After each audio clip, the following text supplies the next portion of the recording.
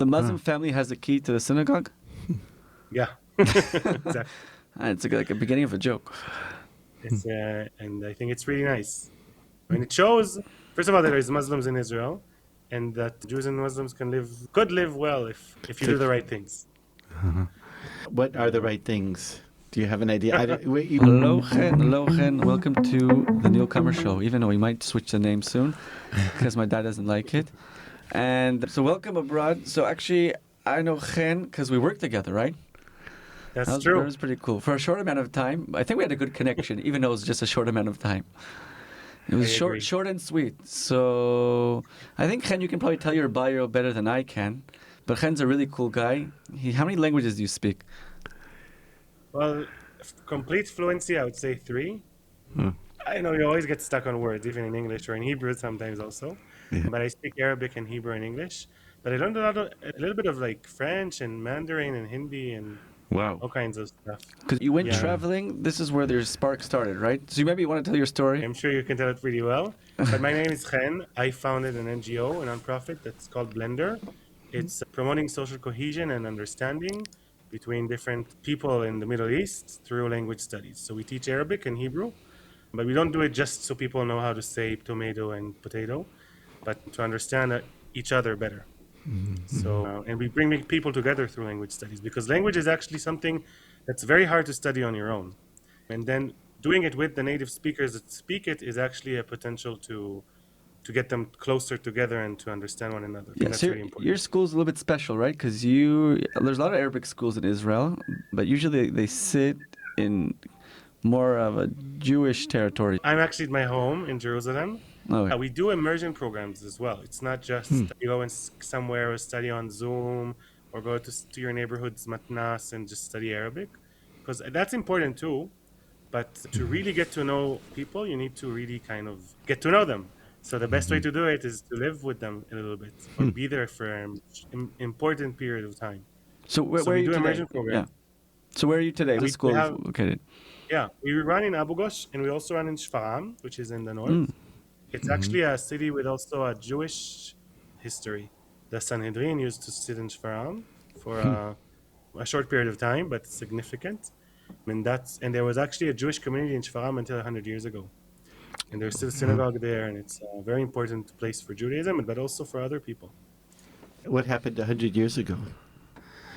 The last Jew left for economical reasons, and he gave the key to the synagogue to the neighbor. It's a Muslim family, and they keep the synagogue. Like if you want to go there, you have to go through them. You have to ask the key from them. So clean the place. The Muslim family has the key to the synagogue? Yeah, exactly. It's like a beginning of a joke. It's, and I think it's really nice. I mean, it shows, first of all, that there's Muslims in Israel, and that Jews and Muslims could live well if you do the right things. What are the right things? Do you have an idea? You wanted to avoid politics, but maybe you have. No, everybody has its political opinions, and I don't think mine specifically matter. But I could say that understanding the culture of the other person that lives with you or is a neighbor is extremely important. Right.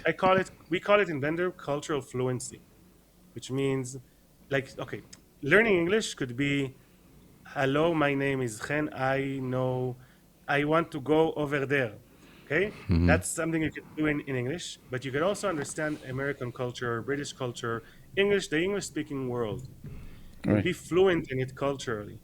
So that's what we try to do when we teach Arabic to Hebrew speakers and Hebrew to Arabic speakers. We don't just give them, we don't just tell them how to say tomato or potato. We try to teach them to understand when inshallah means yes and when inshallah means no. Try to understand nuances. Getting to know the other peoples around is very important. Yeah, sorry, go ahead. No, just saying in Arabic, it's extremely important because there's all these different dialects, right? There's also dialects if you're in Gaza or you're from the West Bank. I think even within Jerusalem, there's like different dialects, and people can identify you, right? If you use like a slightly different word, you pronounce it a little bit differently, so you know, okay, he's from the north, okay, he's from the south. We have that a little bit in Hebrew, a little bit of slang. There's like the Jerusalem slang. But I don't think it's so significant like Arabic. Arabic is it's crazy in that sense that it's so special. Every area has such a unique signature, right? Don't forget to like, subscribe, share, and drop a quick comment to help us keep the conversations going. This podcast is sponsored by KEF International. Exactly. Like I'll tell you, actually, if you talk about people from the West Bank is a relatively new concept, right? It's a new kind of zag. I forgot the word in English. Good. Yeah. Concept is good. So Yeah. so it's a relatively new concept. If you actually talk to people, it really depends from which family you are or which village you are. You can actually know this by just speaking to somebody for a few minutes. So Wow. people don't have to ask, where are you from? You just speak to someone. If you're good in dialects, just speak to someone and just know where he's from. Right. And do you focus on that in your courses? Do you focus on certain dialects, or how do you approach it if there's so many different dialects? If you just start learning the language, let's say 85% of the words are, if not the same, they're relatively close. Okay. Let's say everybody here in Israel, all the Arabic speakers, you could say a lot of it is in common. There are some differences in how they pronounce the words, or some slangs, or some nuances. There are some places where it's a big difference. Let's say Bedouins in the south and the rest of the people, it's very different. But if you're good at it and you get fluent in the language, you start noticing the differences and you start seeing, okay, they say this, they say that. And I actually got to a point that I can actually know from the Hebrew of an Arabic speaker where he's from. Sometimes. Let's say Druze from the Golan Heights, they have a different Hebrew than Bedouins in the south, or just Arabs from somewhere Cool. Jaffa or something. You could actually notice. Yeah. I had So, weird experiences where I asked somebody how to say something. I think it sounds like a French word for a receipt, and he says, "Oh, you're talking like a Hebroni, like someone from Hebron." and I asked him. I said, like, I have a friend who's from Har Zaitim, from the Mount of Olives. Is that a different sound? He said, absolutely. Like every little neighborhood has their own sound. See, the first thing you learn about Arabs is that they're not just one, like the 250 million people, they're just not one sect. They're there is a lot of small communities that have differences. Even in Jerusalem, every neighborhood has its own story, and some of them were just actually villages around Jerusalem that became part of Jerusalem city. But they lived, the mentality, the way of life, the community feels like a village and not like part of a city. So each community has its own kind of traditions and history. Exactly. And sometimes they're rivals, that's the sometimes key. they're friends. That's the weirdest thing is that I ask usually two questions when I meet up an Israeli Arab. One I think I've stopped asking, but the other one is that You can say. I will say the one I started asking is how many families live in your neighborhood, and they say like if it's Beit Safafa, it's like 3. And there's some Jews there too, and in other villages it's like 2, or in I think Abu Ghosh It's like 4, right? Yeah, it's maybe like 4, and it's like do you marry between the families? I think the answer is no, but maybe I'm wrong. But the other question, the other question I used to ask is, I heard a lot of the Palestinian Arabs or the Israeli Arabs used to be Jews. And we wanted to stay in the land, because land is primordial. Anyways, so those are my two questions. I'm actually, it's in some places it's like a fact. See, it's debatable because history wasn't written very well and preserved. Yeah. So it's a lot of oral stuff. But then you can know from family names, just like if you meet a Kohen or a Kagan, Mazde, which is Mizera Aaron Cohen, you know a lot about the person because it's family name. Right. But is there a proof that he's a descendant of Aaron? Yeah. Does he have a direct lineage? Well, some people in Yemen have that. There's a guy we interviewed who believes that a good percentage, like 25 to 50%, were originally Jews, and he says the leaders, like Abbas, he says came from a family in Sfat, a Jewish family, and Sinwar came from another Jewish family, and Arafat, and of course Gaddafi famously, but he didn't trace that because that's just well known. So it's bizarre but true. I can. So there is this family in Yatta, it's around Hebron, where they're known to be Jewish. Like so what do I mean by debatable? Yeah. If somebody just decides that that they don't agree with that, what can you, if there is no proof, what can you do? Right. But some places it became a consensus. So let's say Yatta, there is this family called Machamre. It means the people who make wine. It's Yatta near Hebron. Yeah, they cannot be origin. Well, Islam started 1,400 years ago. Yeah. But so they know that they're Jews, and actually a lot of them, because they know that they're Jews, and they try to blend in the Palestinian society, some of them are actually known to be very violent and do terrorist attacks. And I can't speak for them all. To distinguish but themselves as being more religious than the Pope. In other words, yeah. There's a long history of that, of the former Jews being the most violent and Makes sense. against Jews. It's like a saying like that. Well, even Jews today, Wow. So Just two Israeli girl soldiers walking, and they made a big deal about it. That was the whole thing. Yeah. That's scary. So I want to hear a little bit about Abu Ghosh. How's Abu Ghosh? Maybe if we have people from America listening, like it sounds maybe, I don't know if it sounds crazy today, but maybe it is crazy. Like Arabic course of Jews in Abu Ghosh. Which is very friendly, though, right? Right, super friendly, but still, it's, I guess it's an experience. If you do an Arabic course and you also, right, you actually sleep there and you live there for a few days and you meet the local businesses. So what's that experience like?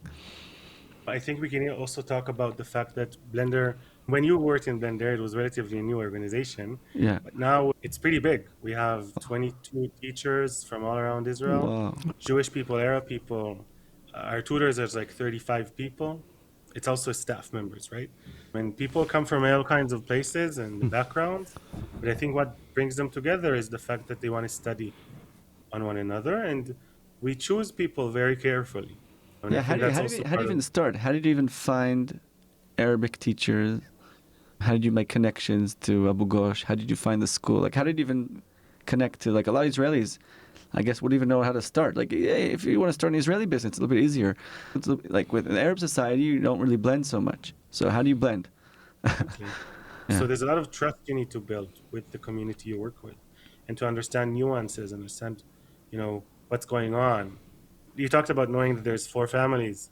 You need to go much more deeper than that and actually know exactly who is with who and who is against who and who do you want to work with and who not, because you're new to the community in some sense. Just like you move to a new high school, sometimes the first people you meet are the weirdest one, the outcasts, and you have to get past that because they have no friends, right? But sometimes you want to. I'm not saying that exactly happened to me. I the know same what you're exact saying. thing, but you need to know. In the beginning, you don't know, so somebody approaches you and he's nice to you, right? And sometimes it's fine. You want to be with the outcast because you have connection. Yeah. But it took a lot of work to really build trust. You're not from the community, so it's, Right. So how do you even make the initial? You just like knocked on doors, or somebody set up a meeting. Somebody that you know and trusts you set up a meeting with somebody new, and he learns to trust you. And it's in the Arab culture, it's very different. Things are much slower. I actually found to appreciate that very, very well. There's a lot of good things that it's tools. I think it's the tools in your tool set, especially if you live in the Middle East. To understand how the culture works here is important. So, did you also so like building trust is something very slow. No, I'm just saying, do you also do like courses to like organizations of how to blend with Arab society? Because that seems like you have like initial advantage. You have a pretty big advantage of just cultural differences. I think you once told me the example that a big organization, like, I don't know, like something like the size of Coca-Cola sent to like an Arab employee, like a wine bottle for the holiday. And then the father's side, the Jewish holiday, send the Arab employee a bottle of wine. And then the family got very offended. Her father got very this company like is disconnected. They don't know what they're doing. So just sorry. So and also saying Ramadan Kareem to somebody that's Christian, that could also happen. It doesn't offend, but it could make him feel less part of the community or less part of the company. The company is not so serious. It doesn't know the differences. Yeah. Yeah. How Sometimes you want to give like a service to the community and you just don't know how to do it. If you go to the north, you would see that, let's say, 95% of the Arab commercials in Arabic are Jewish or let's say state-owned or something like not Arab local businesses that write in Arabic, the commercial, but if it's in Hebrew, it's something local. Boy. So if it's like a business that they sell cement, okay, or it's a garage, or it's a lawyer, if it's a local business in an Arab village, the signs will be in Hebrew. If it's, let's say, a commercial to Coca-Cola or to Rakevet Israel, the train of Israel, it will be in Arabic. Interesting. Funny. Yeah. So for instance, when I write when I look for employees, I never do it on two languages. I do it just in Hebrew. Because first of all, usually I'm looking for people who can speak Hebrew pretty well, and that's the first step. Sometimes it doesn't matter. But usually it's a prerequisite, and I find writing it in Arabic is actually not understanding the situation. And I heard some people say, they have different opinions on this. Some people say that they do feel more part if they read it also in Arabic, but some people say, I actually prefer it just going to be in Hebrew. Like, I don't like that, when trying people, to translate, but you try don't to really impress, speak Arabic. Yeah, because usually, you can't send them your CV in Arabic. So why do you write the ad in Arabic, right? You're trying to be nice. If you really speak Arabic, fine. But most of these, let's say 99.9% of the time, the ad is in Arabic, but they don't really expect you to send something in Arabic. Right. So it could actually keep condescending. Yeah, go ahead. How did you learn Arabic in the first place? I say that you always study. Yeah, but even as a kid, I've heard some guy who's a rabbi who broadcasts in Arabic, and I think he would started learning Arabic. So, but then he went to Shmona Matayim or something, and not Fauda. What's it called? Not Dubdevan. Dubdevan. Do they really speak Arabic in there? I don't know. Yeah. They do. Depends where you go there. Also, Shmona Matayim, it depends where you go. So, most of your what? So you're asking how did I study? Yes. I took an intensive course, but let's say most of the people who graduate for the course don't speak Arabic. I think the important thing, when I say this to my students, when I teach them and I charge money for courses, I tell them it doesn't stop at the classroom. It just starts in the classroom. Like, you need to actually live the language as part of your life. So that's one of the reasons that I founded Blender. I wanted to have meaningful interactions in Arabic. But also, being in social media, reading in Arabic all the time, being in touch with people that speak Arabic is extremely important, also outside of my job. Actually, I didn't know that being a CEO of an NGO means that you write a lot of reports in English or in Hebrew, a lot of bureaucracy, and a little bit of time to actually speak Arabic and deal with the Arabic. I mean, I like my job, but I'm just saying it wasn't exactly. So where was this course? This course was a publicly funded or private? It was in Givat Chaviva. They used to have intensive courses over there.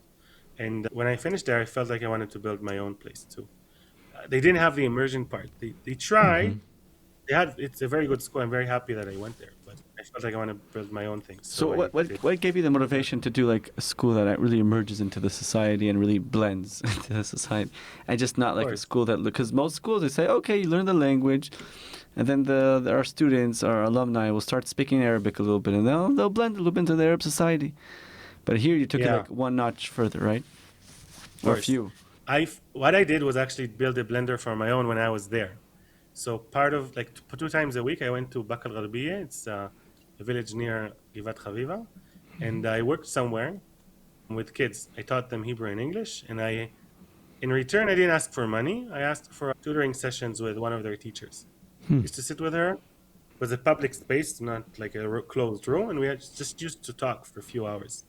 And I tried to be as much as I could in an Arab setting.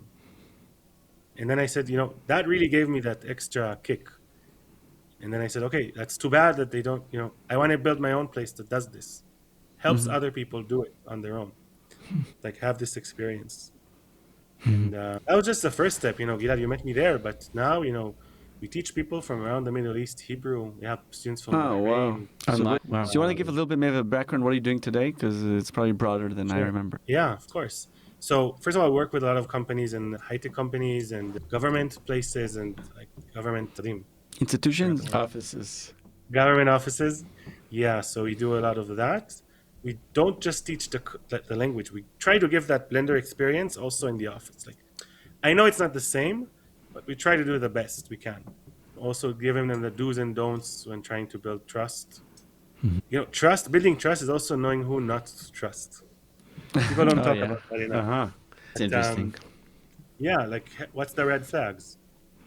Okay, so what's the red flags. I'm just curious. Yeah, what might be a red So you need to flag? invite me to a lecture, and I'll give you all. But it's not something I can just give you 2 minutes of. But I'll say there's a lot of differences between the East and the West, and it comes in all kinds of ways.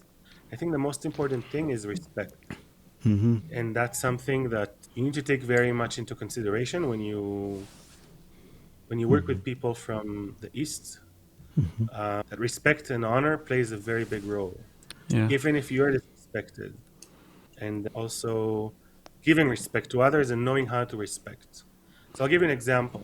When I hire Arab workers, it changes from person to person. I also always say this, that you try to give rules, but you also have to know when to get out of the rules and not listen to the rules, because every person is different. But in generally speaking, I try to become friends not only with them, and I'm saying it genuinely, being also friends with the family. Does that make sense to you? Yeah, I watched Fauda, so I know all of this stuff. Gotcha. I have to tell you something about Fauda, by the way. Yeah. I hope they're not mad at me for saying this, but most of their accents are pretty bad. It depends who you talk. Oh no! And then, some of the scenes are just unrealistic because of the accents. Oh no! Exactly where your school is. Yeah. So most of them Stalim, I think they try not to speak too much. Because as we talked about the dialects, it also takes a minute to know from where you're from. That's right. The best way to blend if you're Mistarev is actually not to speak. Mistarev is like an undercover special forces IDF combat soldier. Yeah.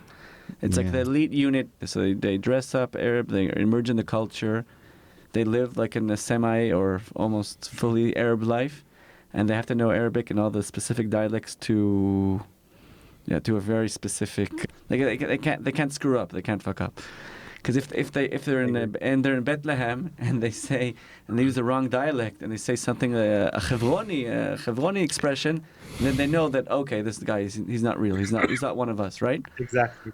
So, to talk about something a little bit more grave, all this violence is this violence between families in the same area, or is this violence between different areas? Like the crime, I think every year it's like well over 200 Arabs killed by Arabs in criminal, or I don't think it's honor killings. I think it's mostly. I would guess it's like crime families and stuff. I don't really know. I don't know. That's not your subject, and I think Abu Ghosh is, Abu Ghosh is what? Abu Ghosh is like a special place. Like there are families that go to the army, go to the police. There are some Muslim places from outside of Abu Ghosh that do that, but not so many. We actually used a crane guy, Otman. I think he passed away from Abu Ghosh. He wore a kippah. Really? Yeah, he did. Yeah. So Abu Ghosh is a special place, and you have a couple of a few fancy hotels right there, spas and stuff. So and they're fancy restaurants. So it's kind of like the old days when people used to go to Bethlehem, or all the Arab villages around to go shopping and stuff. Like even when I first came, we would go to Bethlehem to buy straw furniture. And that's a long time ago, before you were born, and probably. and just yesterday, I wanted to buy to rent a polisher for marble floors, and I called a guy in Beit Hummus or something, which is like somewhere not far away, and he was wonderful. He was like so sweet, and the charge for renting the thing for a day was like 100 shekels, and. So that's my plan, if my daughter allows. I used to do a lot of long-distance running, and I would just run through Arab villages, and sometimes the kids would throw stones. I mean, we threw stones as kids also sometimes. And sometimes they would, pull my hands up the big hills. They would, pull me up the hill. And sometimes they would give me eggs, the people there, and water. So those were different days. It was it's so weird that the way that the Intifada got started was through these fake or efforts at peace. If everybody would have just kept going the way it was, people were getting along. It wasn't, Yeah. yeah. You know, something I learned from Abu Ghosh's history, which I think is very inspiring, is that do you guys know Yitzhak Navon? Yeah, like the former president? The former president, the president of Israel. So he had this very special connection with Abu Ghosh. So Abu Ghosh were always, let's say, their history was actually pro-Jewish, you would say, they have this history where it's debatable today, but it depends who you ask, but they say they're from the Kavkaz, the area of the Kavkaz. Is Kazakhstan? No. I'll look it up. Armenia, that area. Like Kurdish? Like a little bit north from Armenia. Okay. Yeah, I'm looking it up. Anyways, so they say they're from there. Caucasus. And actually, you know, Caucasus? Caucasus, yeah. I didn't want to mess up with such a word, you know? Yeah, I knew it was something like that. I let Google read it because I was like, I don't know. Exactly. Yeah. So how does it? Caucasus? Caucasus. Anyway, Yeah. you would see that some of the people have pale skin and like green eyes or blue eyes or something like that sort. And they came, the story says, and it's debatable, but they say that they came from there and they were soldiers of the Pasha, the Turkish Pasha, Turkish ruler. And they used to take money from people who passed through the route to Jerusalem from Jaffa. They weren't good friends with their neighbors, so they used to marry within, and they had good connections. Yitzhak Navon, who was actually he was fluent in Arabic. Right. Had very good connection with the people of Abu Ghosh, and they had their trust. And in 48, the situation was very tough. Jerusalem was under siege, troops couldn't get in. There was an order that told Abu Ghosh people to evacuate. They sent Navon, and Navon promised them that they will come back. And Navon said it this way. He said, usually when I came to meet my friends in Abu Ghosh, they were like, Marhaba, ahla wa sahla, kif halak. This was the first time that they sat very quietly and very seriously. He gave them their word, his word, and they evacuated. And then after the war, he was ambassador in Guatemala or something like that. And he got a phone call 3 years later, and people asked him, did you promise to the Abu Ghosh people, there's this village, people say that we promised them that they'll come back? So they did, and they came back. Wow.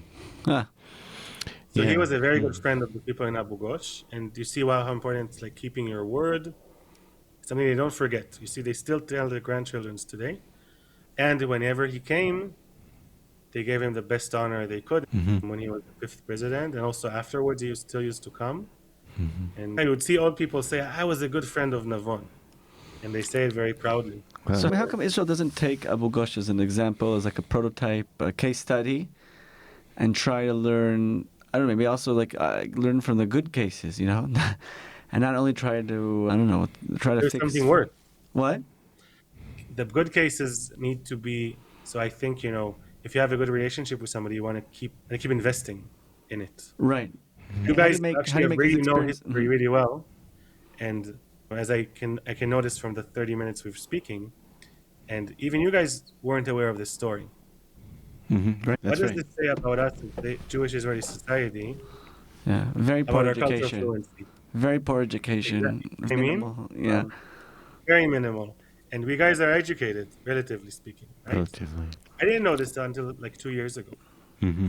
Yeah, it's kind of pathetic the amount of knowledge you learn about. Like, I studied 6 years in the old city, so a little bit more, like in elementary school. So a little bit, we learned a little bit more, but still, most of I would say like 80-90% of the history and the stories we learned are about Jews.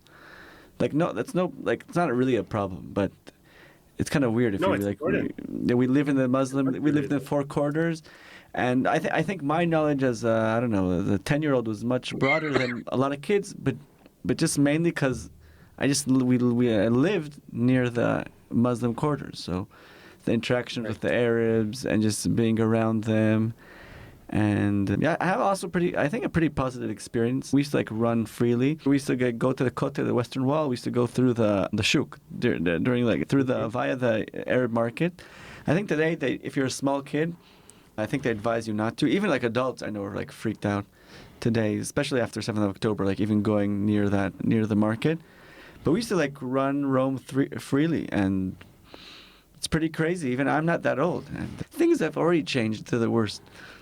If you talk about us not knowing the Arabs, I could say the same thing about Arabs not knowing the Jews. Right. And you open Wikipedia in Arabic, it's horrible.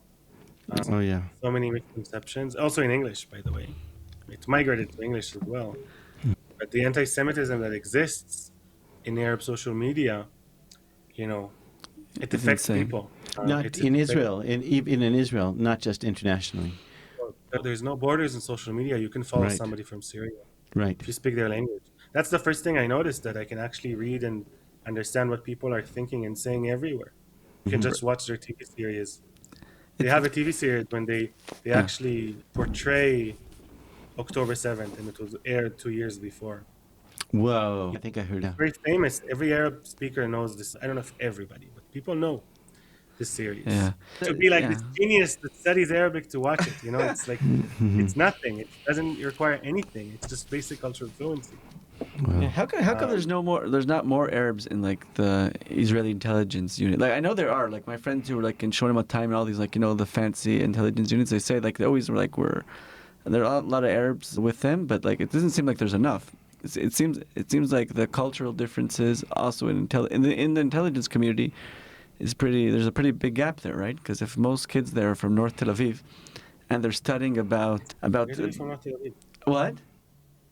You can be from North Tel Aviv and just know people. Yeah, like I'm talking about stigmatically. I'm just talking about like the stereotype of like, I'm from North Tel Aviv. I just know people from North Tel Aviv, but like, it doesn't seem like there's enough push to blend, and even in those kind of units, right? I don't know. What's your impression? You've been in both worlds, right?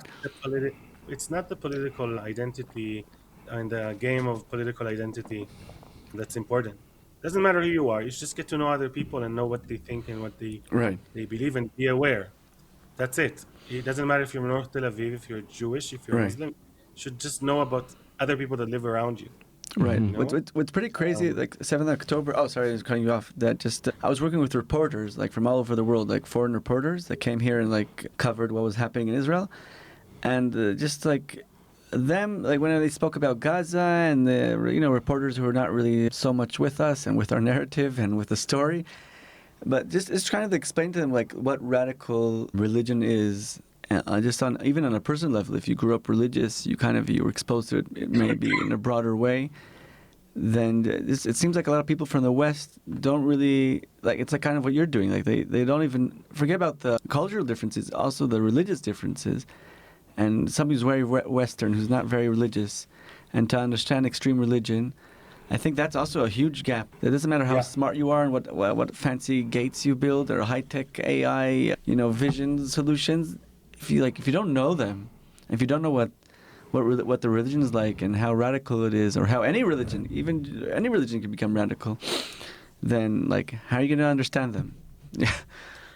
I have to stress something that's really important. Yeah. I have a lot of Muslim friends that I know that are really against the Islamic resistance movement, and they don't feel that that's representing Islam. You just need to know who's against who and to work with the right people.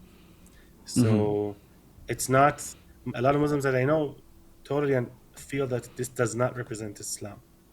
You mean the 7th of October? Exactly. Yeah. You just need to know who thinks that, who doesn't, who just says he doesn't think that, but actually thinks that. There's all kinds of nuances to it. That's another topic that I was kind of curious to ask about, like with AI, because today I can open my phone, do Google Lens, use Gemini, and now I kind of know Arabic. Or now that I think the new AirPods has a like intermediate translation, so you can speak one language and immediate. Yeah, and I hear it, and I hear. You know how they say not to trust AI? What? AI can make mistakes. It's true, right? But it's true that it could help you in a lot of cases. Do you use AI in your courses today, or not really? Of course. It's a great tool. It's like not using electricity. That's right. It's just like, I'm not using cars. Like, it's just part of life today. I'm not using Google. Right. But of course, we use it. Yeah. We tell students to try and ask Gemini or whatever to do certain things. Right. Just like speak to it. I tried with Spanish a little bit, but like maybe I didn't know how to like tune it into the right. Like, wasn't so. You need to know how to use it. Because if you're new to the language, you don't really know how to tell it to teach you properly. Mm-hmm. How can people get in touch with you and sign up for your Blender program? Ooh, we have a website. It's called bendarabic.com. We have American students who come once a year to study. They come for 2 weeks. We do some programs for English speakers as well, so people are invited.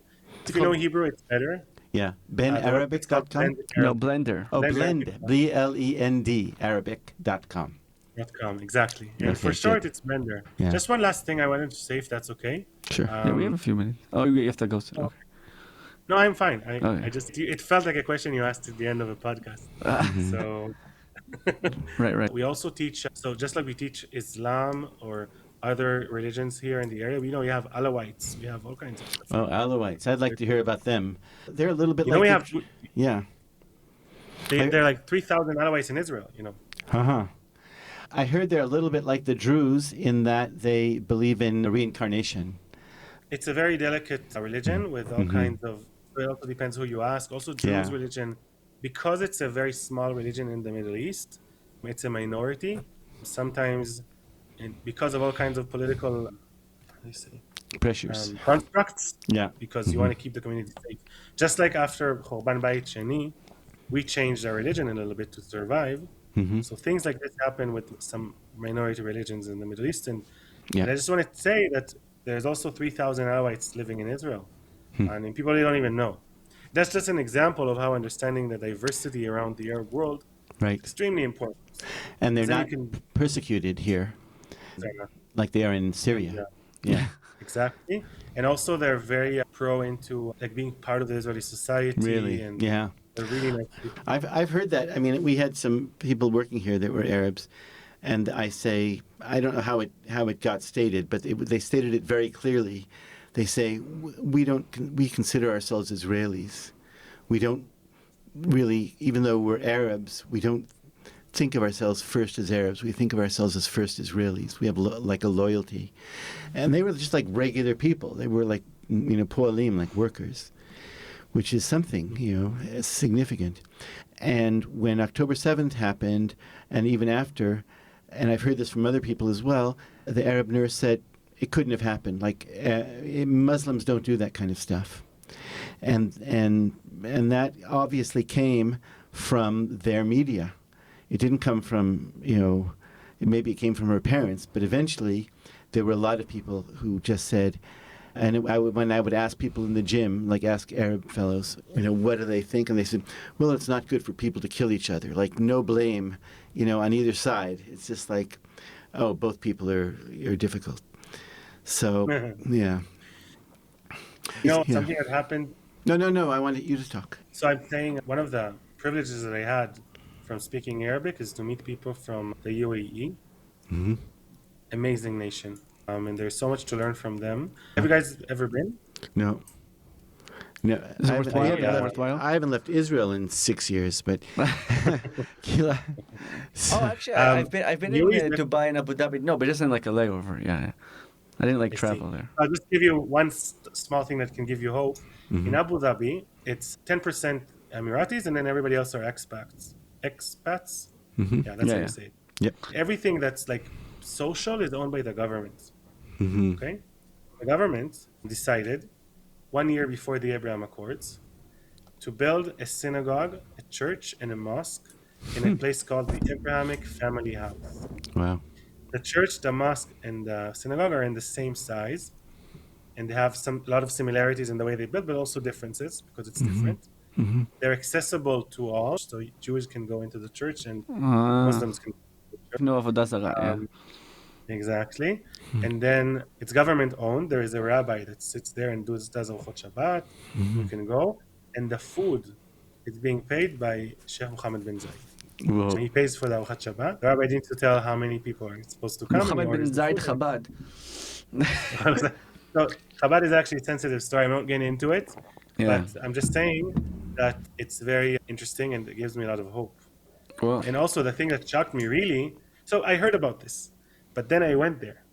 So I was late. I had to meet this group that were already there, and I took a taxi. Then the taxi just stopped me, and I went out of the taxi, and then I see the signs. The signs were in Hebrew, Arabic, and English in the Muslim country. Everything is in Hebrew, Arabic, and English. Wow. Crazy. And it blew my mind. How did they get so enlightened and all the rest of them are sort of Islamic Brotherhood and stuff like that? So I don't think the entire rest of the world is Muslim Brotherhood. I think there is two powers that are fighting over the Sunni Islam. And I think, it depends on your education. And the education system in Abu Dhabi and in the UAE is very good. Yeah. And if you don't have a very strong leadership that decides just to stay on one, side of like a certain set of values and just stick with it, that's leadership, just like Navon, he keeps his word. Right. I have maybe a closing question. Where do you see Blender like in 10 years? And do you see if there's like any global effect you can do here? Maybe like, I think America needs Blender programs, probably also Europe. I think America probably needs them more, but maybe China. Very happy. China. So China. How do you export the Blender philosophy, and where do you see yourself in 10 years? Well, I have no idea where I'm going to be in 10 years, but I think that Blender, like our plan is to continue fostering understanding and building bridges. I'm pretty sure we're going to see a lot of international work, MENA region style. We already started for just a year and a half, but also there's a lot of work to do inside Israel, a lot of education to do. I plan to also bring people from the Arab world to live like in a kibbutz. Wow. And meet people. I just do the cultural immersion, but the other way around. But not just from the Arab world. I think Arab people from Israel need this, and also just like Jewish people need to understand Arabs. Those are the same. Yeah, both. It's not symmetrical. The situation is not symmetrical. I don't give any side discounts. No. What? But it's not symmetrical. Like I'm not trying to make it symmetrical because it's not. It's very different. What are you trying to say? I don't understand. Sorry. A lot of organizations that they work with Jews and Arabs, I feel that they try to make things feel symmetrical. Where Jews and Arabs do soccer together. That's fine. I'm not saying it's a bad idea. Right. But I don't think it's symmetrical. Jews are a minority in the Middle East. Arabs are a minority in Israel. This changes how dynamic, if you're a minority in the Middle East, you have to work in a certain way. If you're a minority in Israel, you need to work in a certain way. You do different things. The dynamics is important because it's not just, you don't do things equally because you're not equal. It's not 50-50. Right. It's not a good take. It's how it is. In other words, it's not the same thing. They don't need only They're shared not activities. The same thing. Yeah. Everybody has its own things, and knowing your differences is not a bad thing. It's a good thing to know your differences. Right. Respecting the differences. Not trying to say, so a lot of diversity, inclusion kind of stuff, they talk about how we are all the same. Right. I say, no, we're not the same.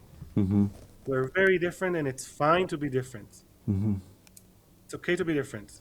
Yeah, it's a different message than what they're saying in a lot of places. Yeah. So maybe this will bring the redemption. Yeah. The what? The redemption, the geula. Dad, your mic. The redemption. They've even, I think there have been studies by like psychologists or psychiatrists say that certain kinds of mental illness don't translate.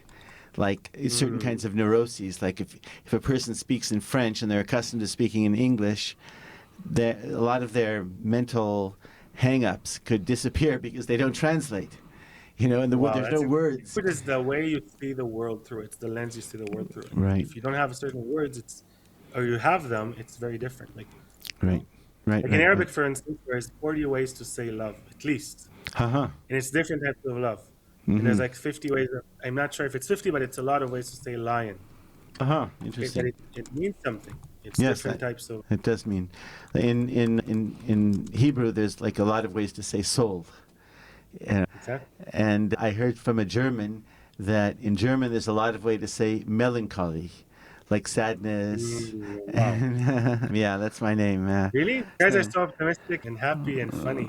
Yeah, right. Maybe that's why. It's just our name. People that are klein are actually big people. Okay. And where do you live in Jerusalem, if it's not secret? course. It's not secret, Kiryat Yovel. Yeah. Secret neighborhood. Yeah, ביטחוניסטי. I see.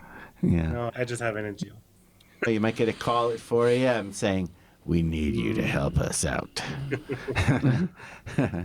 So, okay. We're doing what we can. Thank you so much, guys. Really Thank you. good. We enjoyed it. All the best. The best. Take care.